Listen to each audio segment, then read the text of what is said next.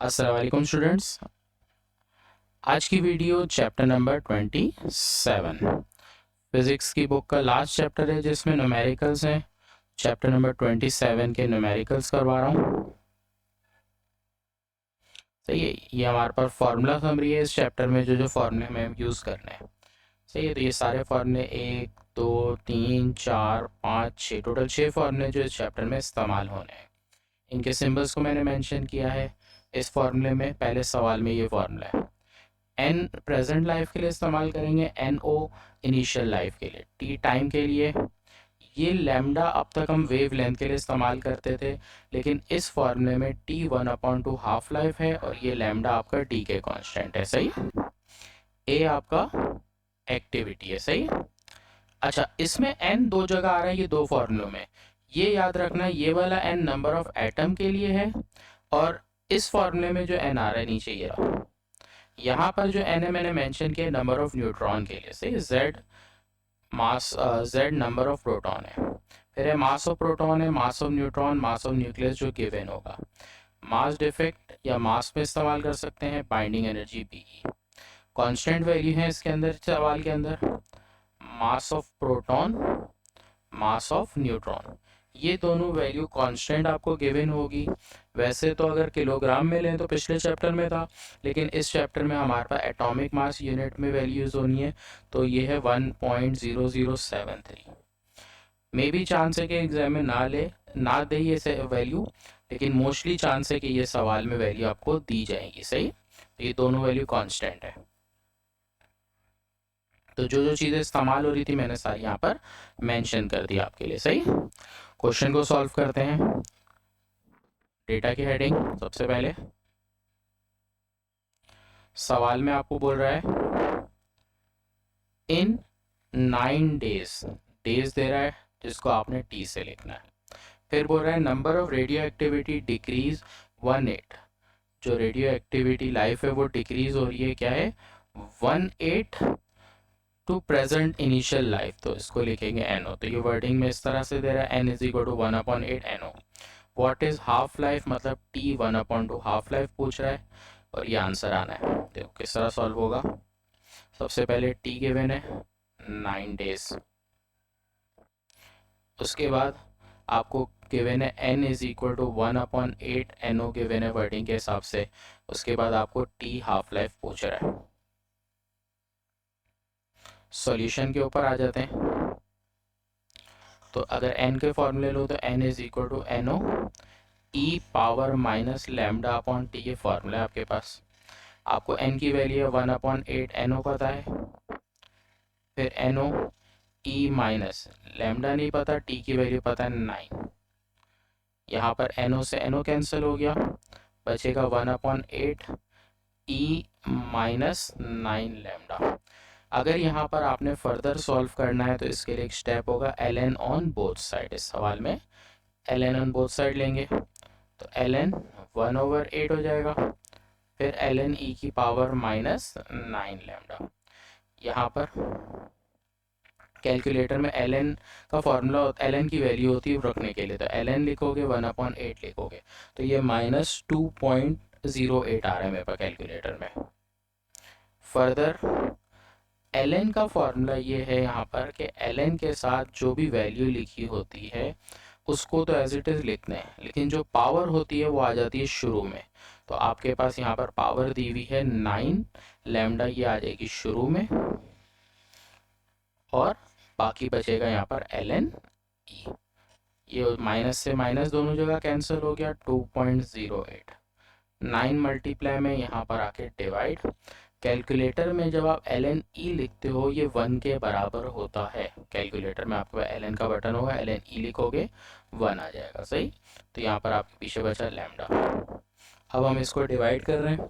Calculator में जब मैं इन दोनों को डिवाइड कर रहा हूँ तो मेरे पास आंसर आ रहा है 0.231।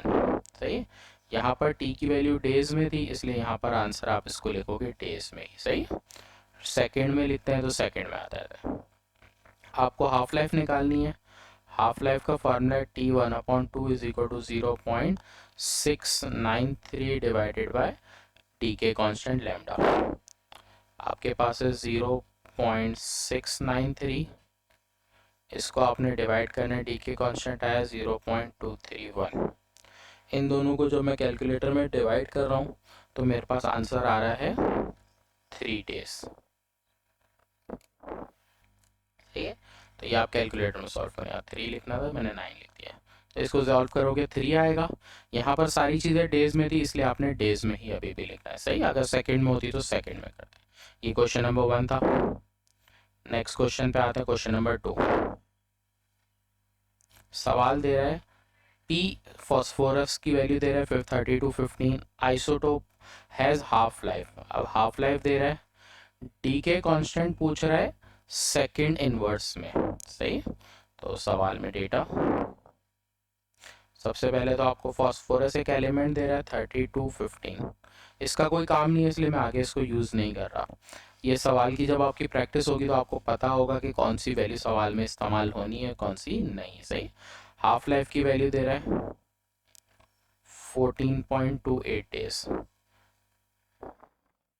आपको जो चीज़ पूछ रहा है वो पूछ रहा है डी के कॉन्स्टेंट मतलब लैम्डा। जब आपको डी के कॉन्स्टेंट पूछ रहा है लैम्डा सेकंड इनवर्स में, इसका मतलब है इस डेज को आप सेकंड में कन्वर्ट करोगे। इसको कन्वर्ट करने के लिए आपने, एक दिन में होते हैं कितने, 24 डेज। फिर एक दिन में जो एक आवर होता है वो 60 मिनट का होता है और 60 सेकेंड होता है। इन सारी वैल्यूज़ को आपने मल्टीप्लाई करना है सबको, आपके पास आंसर आ जाएगा सेकेंड में। मैं जब कैलकुलेटर में मल्टीप्लाई कर रहा हूँ मेरे पास आंसर आ रहा है 1.233 10⁶। सही, ये आ गया सेकेंड में। अब हमें हाफ लाइफ निकालनी है, तो हाफ लाइफ का सिंपल फार्मूला है हमारे पास, T1/2 0.693 अपॉन डी के कॉन्स्टेंट। डी के कॉन्स्टेंट निकालना है तो टी हाफ लाइफ नीचे आ जाएगी, वैल्यू 0.693 डिवाइडेड बाय 1.233 10⁶। अब इन दोनों को हम डिवाइड कर देते हैं, तो मेरे पास कैलकुलेटर में डिवाइड करके आंसर आ रहा है 5.62 एक्सपोनेंट -7 और इसका यूनिट सेकेंड इनवर्स। सही, तो ये आपका आंसर है, बुक में भी यही आंसर दिया हुआ। सही, नेक्स्ट क्वेश्चन पे आते हैं, क्वेश्चन नंबर 3। ये इंपॉर्टेंट सवाल है, क्वेश्चन 3 और क्वेश्चन 3 के ऑनवर्ड के सवाल। सही है, ध्यान से आप लोग समझना।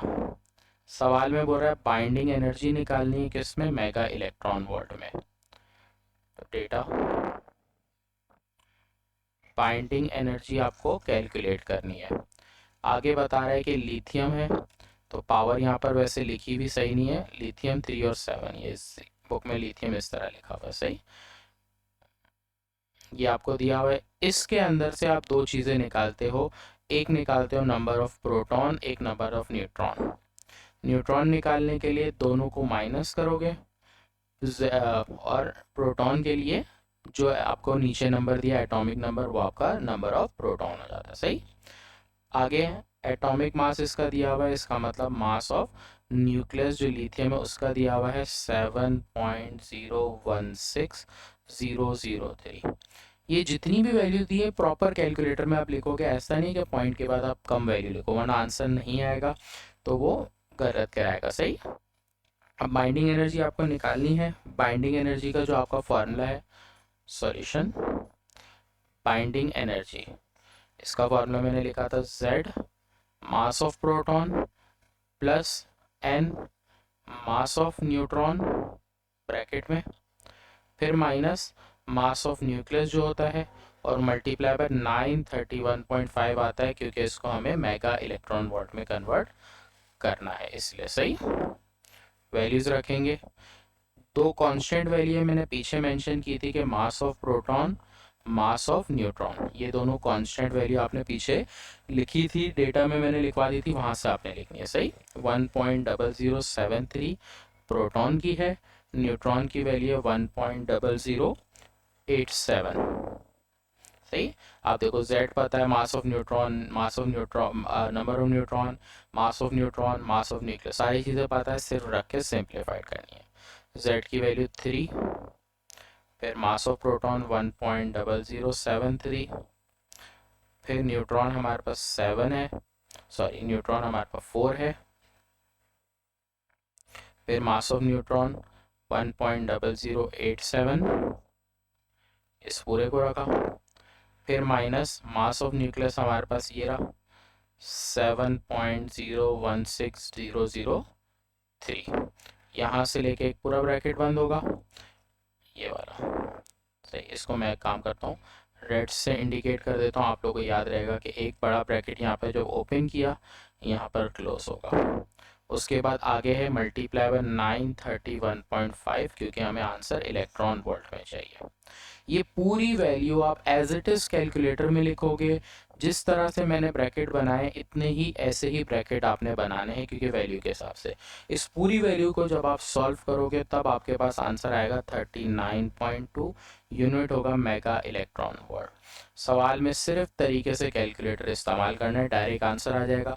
कोई यहाँ बीच में स्टेप की ज़रूरत नहीं है इस सवाल में, सही है, इसीलिए आपने डायरेक्ट करना है। अगर आप चाहो तो स्टेप बाय स्टेप करो, तो आप पहले इन दोनों को मल्टीप्लाई करो, फिर इन दोनों को मल्टीप्लाई करो, फिर अगले स्टेप में इन दोनों के आंसर को ऐड करो, फिर माइनस करो। अगर चाहो तो इस तरह भी कर सकते हो, सही है, स्टेप बाय स्टेप, लेकिन ज़रूरत नहीं है, इसलिए फजूल में टाइम नहीं ज़ाया करोगे यहाँ पर आप, सही है। अच्छा, यहाँ पर एक चीज़ करेक्ट कर लो, जो बुक में आंसर है वो उसमें गलत है। यहाँ जो आपका आंसर आएगा 37.9 आएगा, सही, बुक में इसका आंसर में मिस्टेक है। नेक्स्ट बढ़ते हैं क्वेश्चन नंबर 4 पे। तकरीबन इसी जैसा ये क्वेश्चन 4, फॉर्मूला वगैरह में थोड़ा सिमिलर है। देखते हैं क्या बनता है data. Binding energy of nucleus, अब की बार आपको बाइंडिंग एनर्जी गिवन है 225.0 है, लिख नहीं रहा, mega electron volt. What is mass defect, आपको पूछ रहा है डेल्टा एम मास डिफेक्ट लिखते हैं। फॉर्मूले की अगर बात करूं तो बाइंडिंग एनर्जी का फॉर्मूला है डेल्टा एम मल्टीप्लाई बाय 931.5। तो आपको बाइंडिंग एनर्जी दी है 225, डेल्टा एम आपको पूछ रहा है 931.5। ये वैल्यू मल्टीप्लाई में है, दूसरी तरफ जाके डिवाइड हो जाएगी, तो डेल्टा एम की वैल्यू आपके पास आ रही है 0.2415।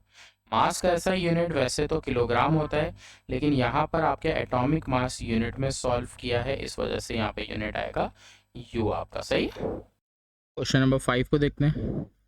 सवाल देखने में आपको लग रहा है बड़ा, लेकिन इसका सॉल्यूशन बहुत ज़्यादा लेंथी नहीं है, सही है। सबसे पहले डेटा की हेडिंग डालते हैं। सवाल बोल रहा है अ कॉपर पेनी हैज़ मास, एक कॉपर की पेनी है, मतलब सिक्का है, जिसका मास है 3.0 gram. Determine the energy in mega electron volt that would require to break all copper nuclei. यहाँ पर आप एक खास वर्ड कह रहे हो कि कितने कॉपर के न्यूक्लाई जितने भी हैं सारे ऑल कॉपर न्यूक्लाई को ब्रेक करने में जो एनर्जी लगती है वो आपको फाइंड करनी है। Ignoring the energy that bind electron neutron, इसमें बाइंडिंग एनर्जी आपको नहीं बोल रहा कि उसको आपने कुछ इग्नोर करना है, कोई भी चीज़ अगर बाइंडिंग एनर्जी में एक्स्ट्रा लग रही है तो। For simplicity assume that copper के न्यूक्लाई के सिंपल आपको एटॉमिक मास नंबर और number of neutron atomic number दे रहा है। एटॉमिक मास कॉपर का आपको दे रहा है यू के अंदर, मतलब एटॉमिक मास यूनिट में। तो डेटा देखो क्या बनेगा, मास गिवन है और इस सवाल में मास ग्राम में ही यूज़ होगा, कन्वर्जन की कोई ज़रूरत नहीं है। एनर्जी निकालनी है, इसका मतलब इसकी बाइंडिंग एनर्जी निकलेगी मेगा इलेक्ट्रॉन वोल्ट में। उसके बाद कॉपर दे रहा है, कॉपर 6329, इसका मतलब है Z की वैल्यू आएगी 29, नंबर ऑफ न्यूट्रॉन इसमें निकलेंगे 63 माइनस 29। तो इसको मैं माइनस कर लेता हूँ अपने पास कैलकुलेटर में, 63 को 29 से ये आंसर दे रहा है 34, सही है।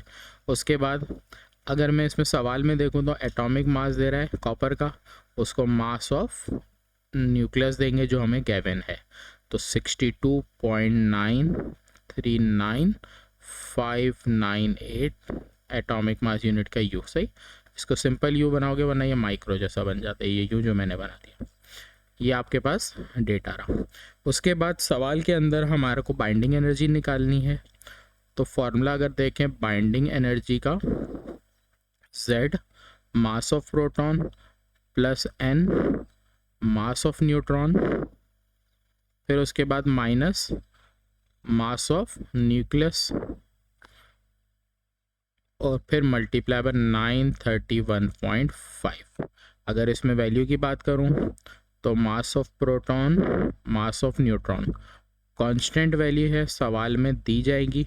यहाँ पर मैं डायरेक्ट लिख लेता हूँ, इसकी वैल्यू है 1.00, जो मैंने पीछे भी मेंशन की थी 73। और अगर न्यूट्रॉन की बात करूँ 1.0087 U। उसके बाद फॉर्मूले में वैल्यू पुट करेंगे तो एनर्जी यहाँ से आ जाएगी।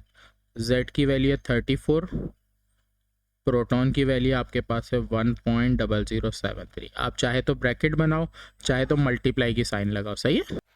न्यूट्रॉन की वैल्यू आपके पास 34 है, मास ऑफ न्यूट्रॉन 1.0087 है,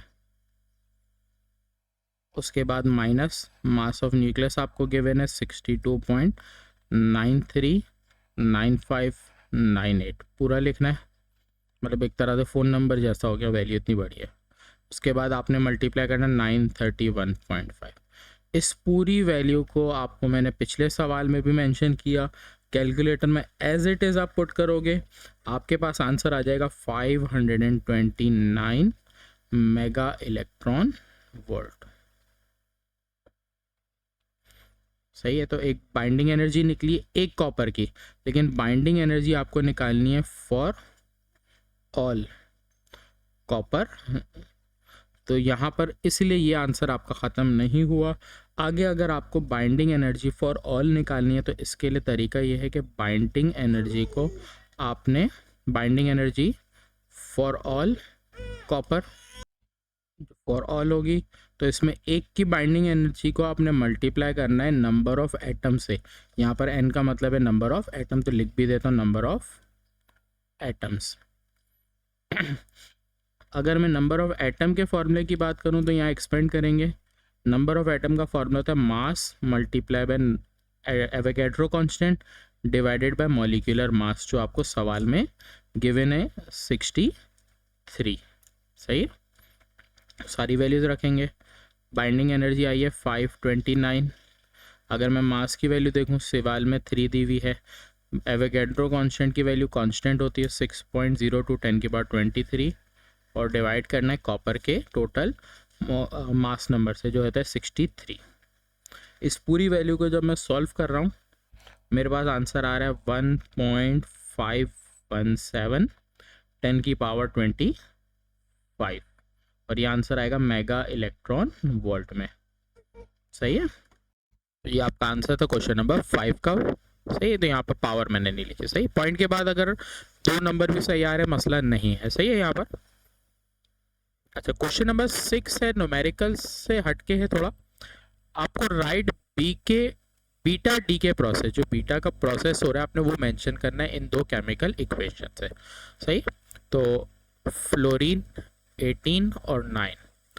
अब यहाँ पर है इस तरह कि जब बीटा डी इंटीग्रेशन होती है तो आपने कुछ चीज़ें याद रखनी होती है कि जो मास नंबर है उसमें कोई चेंजिंग नहीं होती, ये नंबर एक कम हो जाता है। तो 9 दिया है तो ये कम होगा।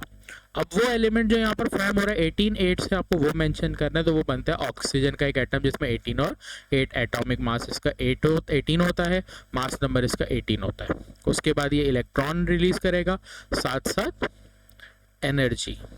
ये इक्वेशन लिखनी है। इसी ऑक्सीजन की अगर देखें तो ऑक्सीजन आपको गिवन है ऑक्सीजन 15 8।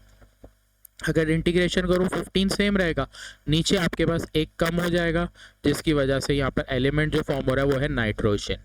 तो ये इक्वेशन लिखनी है। एग्जाम में इस तरह का सवाल आ सकता है, तो ये आंसर इसका न्यूमेरिकल से हट के था। सही है, तो ये चीज़ें आपको बतानी है कि ये क्या चेंजिंग आती है।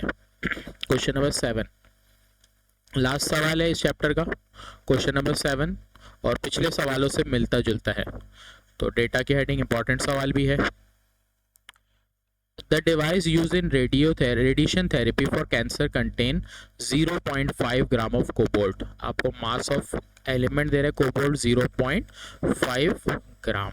उसके बाद सवाल में आपको कोबाल्ट आपको गिवन है ऊपर 60 दे रहा है, नीचे 27 दे रहा है। इसका मतलब है आपको नंबर ऑफ न्यूट्रॉन, प्रोटॉन दे रहा है 27, न्यूट्रॉन के लिए आप 60 को माइनस कर दोगे 27 से, ये आ जाएगा 33। उसके बाद मास ऑफ न्यूक्लियस आपको गिवन है इसका 59.933819।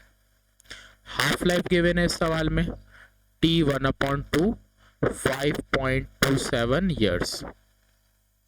आपको बोल रहा है कि एक्टिविटी निकालनी है इसकी, ए से लिखते हैं एक्टिविटी को। फॉर्मूले पे अगर जाऊं कि हमें एक्टिविटी निकालनी है जिसका फॉर्मूला होता है lambda multiply by N. Lambda आपके पास डीके कांस्टेंट है और ये आपका नंबर ऑफ एटम्स है, ये कहलाता है नंबर ऑफ एटम। सही है। तो अगर मैं इस सवाल में आ जाऊं तो मुझे इन दो चीज़ों की ज़रूरत है, नंबर ऑफ एटम की और हाफ लाइफ लैम्डा। लैम्डा निकालने के लिए ईयर्स में वैल्यू दी है, इसका होना चाहिए सेकंड्स में। तो सेकंड में कन्वर्ट करने के लिए एक साल में होते 365 डेज, एक दिन में 24 आवर, 60 मिनट, 60 सेकंड्स होते हैं। इन सबको आप जब मल्टीप्लाई करोगे ये वैल्यू आपकी कन्वर्ट हो जाएगी सेकंड में। आंसर आ रहा है 1.662 सेकंड। सही है। उसके बाद अगर मैं देखूं तो हाफ लाइफ लैम्डा मेरे पास बन जाएगा 0.693 डिवाइडेड बाय हाफ लाइफ, 0.693 लिखूंगा। उसके बाद यहाँ पर मुझे हाफ लाइफ पता है 1.662 10⁸। इन दोनों वैल्यूज़ को जब मैं डिवाइड कर रहा हूँ तो मेरे पास आंसर आ रहा है 4.169 10⁻⁻19 सेकेंड। सही। उसके बाद आपको एक्टिविटी के लिए n की ज़रूरत है। अगर मैं अलग से n निकाल लूँ, इसका फॉर्मूला होता है मास multiply by Avogadro constant divided by molecular mass. सवाल में मास गिवन था 0.5, एवोगैड्रो कांस्टेंट की वैल्यू 6.02 एक्सपोनेंट 23, और अगर मॉलिक्यूलर मास m की बात करूं तो सवाल में कोबाल्ट में 60 गिवन है। तो यहाँ से n की वैल्यू सॉल्व होके आ रही है 5.019 10⁻21 एटम्स। अब एक्टिविटी आपके पास आ जाएगी, डीके कांस्टेंट लैम्डा की वैल्यू 4.169 10⁻⁻19। उसके बाद n की वैल्यू 5.019 10⁻21। इन दोनों वैल्यूज को जब सॉल्व कर रहे हैं तो आपका आंसर आएगा 2.092। सही है। 2.092 और बुक में 2.10, बात एक ही है, एक्सपोनेंट सेम ही आ रही 13। इसका यूनिट होता है डीके डिवाइडेड बाय सेकंड्स, या इसको BQ से भी लिखते हैं जैसे बुक में मेंशन है। सही है। तो ये आपका फाइनल आंसर है इसका एक्टिविटी का। इंपॉर्टेंट सवाल है इस चैप्टर का एक्टिविटी हाफ लाइफ, कोई एक सवाल इस चैप्टर से लाजमी आएगा। सही। तो यहाँ पर आके आपका चैप्टर भी ख़त्म हो जाता है, चैप्टर के न्यूमेरिकल्स कंप्लीट हो गए, पूरी बुक के न्यूमेरिकल थे वो सारे मैंने कंप्लीट करा दिए। मेरे चैनल पे सब्सक्राइब ज़रूर करें क्योंकि पुरानी जितनी भी वीडियोज़ हैं, नए लेक्चर्स हैं, मेरे चैनल पर आपको मिल जाएंगे। अल्लाह हाफ़िज़।